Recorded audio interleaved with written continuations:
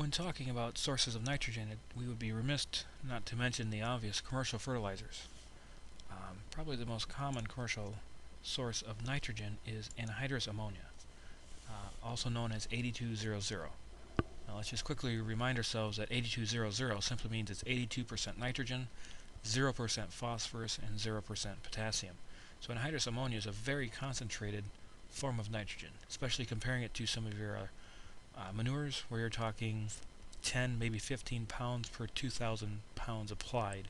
It's a very concentrated source of manure, and therefore, if you're having to pay, it's actually generally a cheaper source simply because for every unit you apply, you've got a high percentage of it being pure nitrogen. Second source is urea. Keep in mind all these commercial fertilizer sources after anhydrous ammonia all started out as anhydrous ammonia. They've just been converted. Hence the reason anhydrous ammonia tends to be the cheapest of all commercials. That's generally speaking.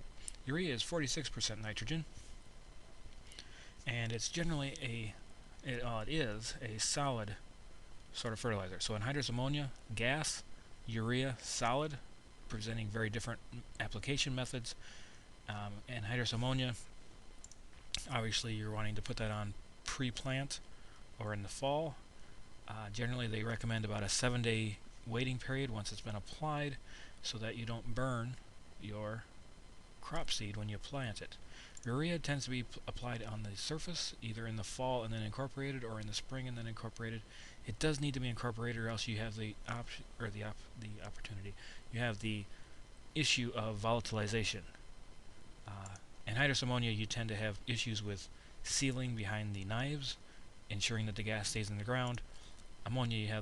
Urea, you have the issue of volatilization. A third option is MAP. You'll hear many people call it MAP. It's monoammonium phosphate. This is really known as a phosphorus fertilizer, but it also has about 11% content nitrogen. And so if you're applying either MAP or DAP, which is basically the same product, it just has more nitrogen incorporated into it, you need to keep in mind, if you're applying either of these two as your phosphorus source, you need to credit the nitrogen that's being applied along with it. This can be easy to overlook because if you walk into the local dealership and you say, hey, I need some phosphorus fertilizer, and they say, okay, let's throw some MAP out there.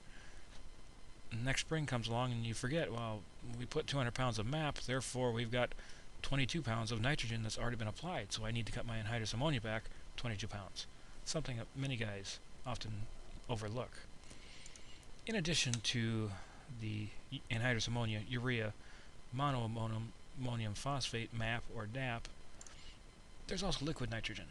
It's just like it sounds, it's nitrogen in a liquid form. It's either 32% or 28%. Keep in mind the reason we would want to dilute it down is for the factors surrounding storage and the fact that 28% will not freeze. When you're buying it, be sure to ask, is it 32% or is it 28%, and compare the price per unit of nitrogen applied, not just per volume of liquid nitrogen solution bought, because there is a difference.